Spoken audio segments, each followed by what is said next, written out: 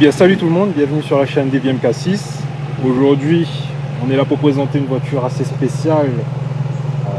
Vraiment j'en ai vu très peu ici et dans cette config franchement pas du tout même. Vraiment une voiture extrêmement spéciale et on est avec le frérot. Attends, comment ça va? Yes, ça va super et toi? Ça va, merci. En tout cas merci d'être venu. Ah, y a pas de soucis, c'est avec plaisir. Bon, aujourd'hui qu'est-ce que tu nous ramènes? Eh ben, une belle 350Z phase 1 d'année 2004 qu'on a refaite entièrement avec mon préparateur qui a dormi pas mal d'années ici, qui a fait un peu de route, Mayotte, métropole. Donc phase 1, pour ceux qui connaissent, donc avec une seule admission d'air. On va passer directement. Voilà, un bloc V6 de 3,5 litres de 280 chevaux. 280 chevaux, d'accord. Et il n'y a pas de petit stage, ni de... Une petite prépa très safe, du coup l'admission, la KN, qui donne directement sur l'extérieur. Ah ouais, c'est vrai. Ah oui, là t'as l'entrée. Ça rentre direct. Avec du coup bougie Iridium, bobine renforcée et une ligne complète. D'accord. Donc c'est le V6 3,5 litres de chez Nissan. C'est ça. Et juste pour... on va dire, pour ceux qui ne savent pas, on va dire la différence avec les versions Nismo, on va dire au niveau moteur, est-ce qu'il y a une réelle différence? Au niveau comportement, ouais. Il y a une différence? Il y a une grosse différence. Le Nismo de mémoire, si je ne me trompe pas, c'est sorti sur des phases 3. Donc tu as deux grosses admissions d'air. D'accord. Donc un peu plus de couple. D'accord. Après on reste sur quasiment le même châssis. Le même châssis, ouais. Et un châssis de drift d'origine. Donc assez joueuse. Donc ça part du cul ça part du cul très facilement. D'accord. Et faut préciser, c'est pas une carte motrice les gars, c'est une propulsion. Ah non, pour tous les fans, Fast and Furious Tokyo Drift. Ouais. C'est ce modèle là. Tous ceux qui sont, on va dire, qui ont été BSC par Tokyo Drift, tous les Fast and Furious des années début 2000, franchement, c'est la consécration. Et vraiment, elle est magnifique avec le petit covering. Le covering a été fait par qui? Alors le covering a été fait par la famille Chinese Concept de Sainte-Suzanne. Franchement, j'aime bien le petit dessin. Vraiment, ça fait JDM. Vraiment... Ah là, ça c'est son délire à lui. Je lui ai dit, je veux une couleur unique, style vrai délire japonais. Tu te fais plaisir. Je lui ai laissé la voiture une semaine et demie. Et voilà. Et aussi, juste parce que là, il y a du son.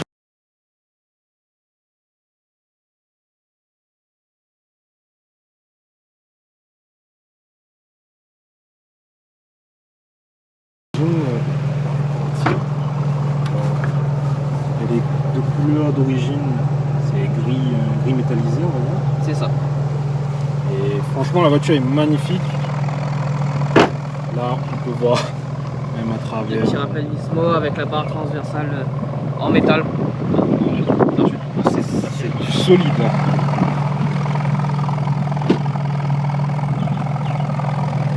Ah, il y a un grand coffre. Bon, il est profond, mais par contre en hauteur, t'as que dalle. Surtout t'as la grande barre. Donc dessous c'est du métal. Métal. Ouais. Barre anti-rapprochement. C'est vraiment une caisse limite de course. C'est ça. Oui, on n'a pas parlé des jantes, c'est vrai. Ouais. Les jantes d'anciennes jantes de Nissan GT-R 34. Ah! Il y a 34, je précise. Et ouais, vraiment, elles sont magnifiques. Ouais, elles étaient déjà dessus, hein, mais je sais qu'elles valent pas mal et qu'elles sont assez compliquées à trouver. Donc, t'as quelque chose de très très unique. C'est ça. Et le freinage d'origine? D'origine aussi, du bois de bois. En 4 pistons. 4 pistons? Ouais. C'est des gros étriers. Bah, t'as deux gros étriers à l'avant qui sont étriers à l'arrière. Je vais juste montrer à la caméra. Ils sont légèrement plus petits. Mais après, tu as ces disques kits où tu mets deux étriers comme celui-là de chaque côté. Ouais, Je sais qu'il y en a qui le font. Mais t'as pas réellement d'utilité. J'arrive à la question aussi. C'est une caisse que tu roules tous les jours ou juste le week-end pour te faire plaisir? Alors, juste le week-end pour le plaisir, pour les rassos officiels. Ouais. Et comme là, pour faire 2-3 photos, des vidéos, sinon ranger bien notre chauffage. Ah, t'as raison. Parce que c'est vraiment un modèle unique et surtout le taf qu'il y a dessus, je n'aime pas. Ah oui, on n'a pas parlé aussi du kit carrosserie. Ouais. un kit sur la voiture tu m'as dit. C'est ça. Les gars, je vais laisser notre ami vous expliquer, mais même moi, j'ai explosé quand il m'a dit. Donc du coup, tu as un capot de phase 3. Phase 3, ok. Bien sûr, phase 3. Tu as des phares avant de phase 2. Phase 2, ok. Tu as un pare-choc avant Bellside. Bellside, les gars, pour ceux qui savent. Moi j'ai explosé quand il m'a dit Bellside. Waouh, c'est vraiment le kit, les personnes qui ont fait les kits des Tokyo Drift, c'est ça. etc. C'est le partenariat que vous avez. C'est la fibre. La fibre. Ouais. Donc pare-choc avant, arrière en fibre, pareil, Bellside. Les pas ailes. Pas de caisse aussi. Pas de caisse aussi. Ouais. Vraiment magnifique. Les ailes d'origine. Et d'origine. Et tu as un spoiler de chez Rocket Bunny. Bon, ça, je pense que tout le monde connaît Rocket Bunny. Mais t'es chiant pour avoir. Ah, j'imagine que pour faire livrer ici, c'est compliqué. Elle a un joli derrière. Donc avec ça, tu as plein de phares avant-arrière. Feu de recul teinté aussi. Là tu les vois un peu plus foncés, c'est du TPF de transition. Ouais, avec le soleil. Voilà, c'est ça. Franchement les gars, le taf qu'il y a, c'est juste incroyable. Une petite pub sur l'Instagram du monsieur. En tout cas, vraiment la voiture est juste incroyable et je voulais quand même te dire félicitations pour le projet parce que... Merci. Waouh. Et franchement les gars, en vidéo c'est compliqué de voir, mais le taf qu'il y a sur la voiture est juste incroyable. Et ce que j'aime, c'est que t'as vraiment pas cherché performance ou quoi, c'est vraiment... Tu as voulu faire un joli truc esthétique et surtout je pense que c'est quelque chose que tu voulais faire toi. C'est ça. Ce que tu voulais.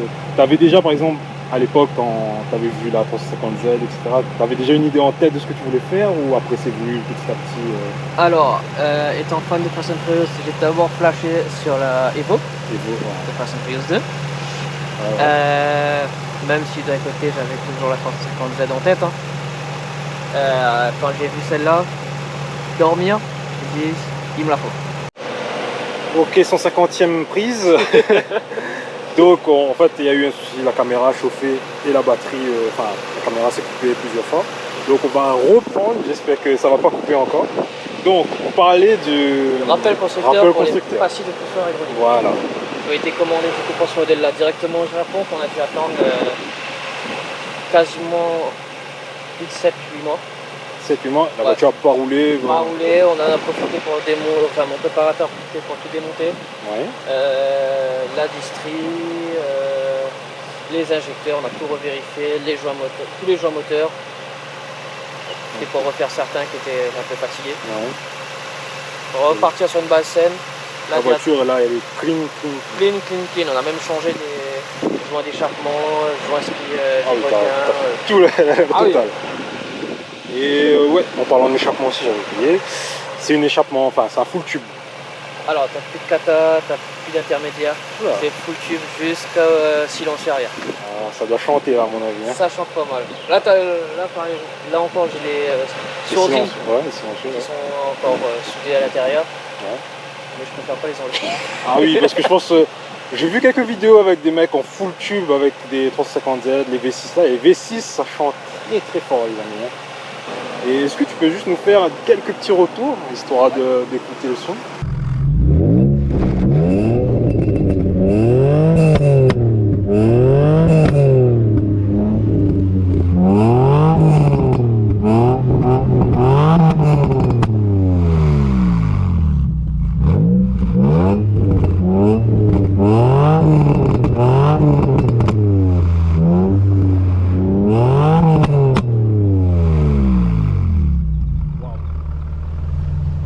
Tu m'as cassé les oreilles. Franchement les gars, j'espère que ça pas saturé, mais waouh, le bruit franchement incroyable. Et cette odeur des katas là, c'est juste incroyable. Je vais juste vous montrer un petit peu l'intérieur. Je me permets frérot. Donc intérieur. On reste sur l'intérieur d'origine, seulement avec le petit volant Alcantara que madame a cousu. C'est bien fait en tout cas. Alcantara, c'est pas trop chiant pour nettoyer, ça va? Ça va. Apparemment, Je m'attendais à pire. siège en cuir. Ouais, siège en cuir chauffant, le truc qui servira pas ici. Ils ont mis du siège chauffant là-dedans. Ouais. Punaise. Après, les trucs qui font, c'est la sono. Donc, tu es sur un kit Bose d'origine. On verra pas, je pense. Mais... Tu as le caisson qui est juste derrière le. Ah oui. Merci. Juste derrière le siège conducteur. Ouais, c'est du Bose, donc je pense ça doit être quelque chose de quali. Et juste montrer les compteurs.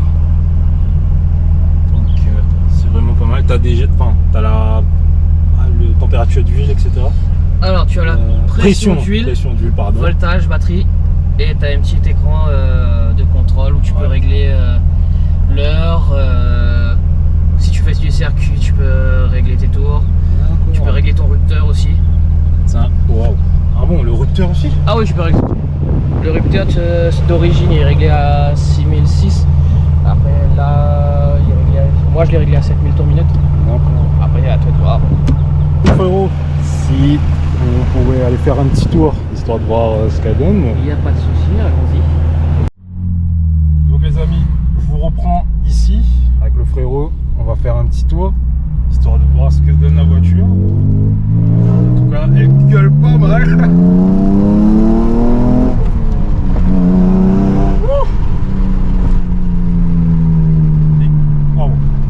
J'avais perdu cette sensation, comme j'étais en train de lui dire, j'ai perdu la sensation de l'atmo, etc. Parce que c'est vrai que c'est très très différent des moteurs turbo, etc. Où t'as le coup de pied au cul d'un coup, mais là on continue là en atmo. Mais waouh, franchement elle gueule pas mal. On a eu déjà quelques petites réactions de personnes et franchement c'est incroyable.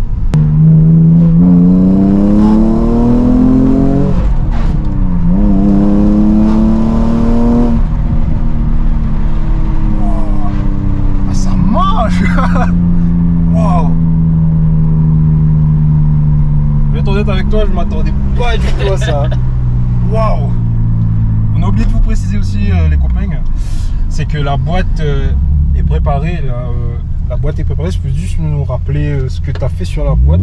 Alors, c'est pas moi qui l'ai fait, c'est mon préparateur. Oui, donc, j'ai fourchette d'embrayage renforcée, embrayage stage 2.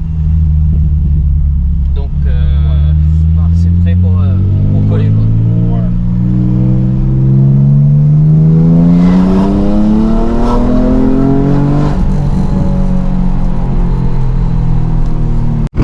Bon les gars, vous avez pu voir un peu ce qu'elle avait sous le capot et franchement je suis étonné. Enfin c'est une atmo mais c'est incroyable, t'as un coup de pied au cul du début jusqu'à la fin. Et franchement Féro, je voulais te remercier. Avec plaisir.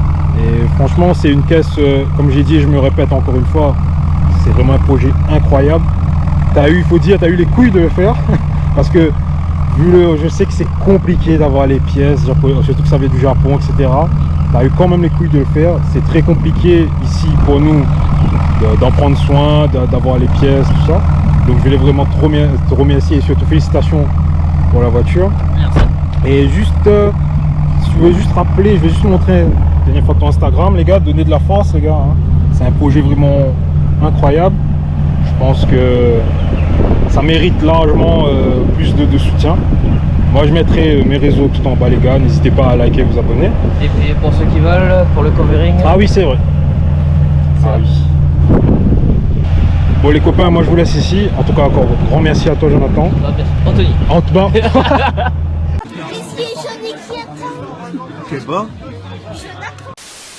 Pardon, Anthony, excuse-moi.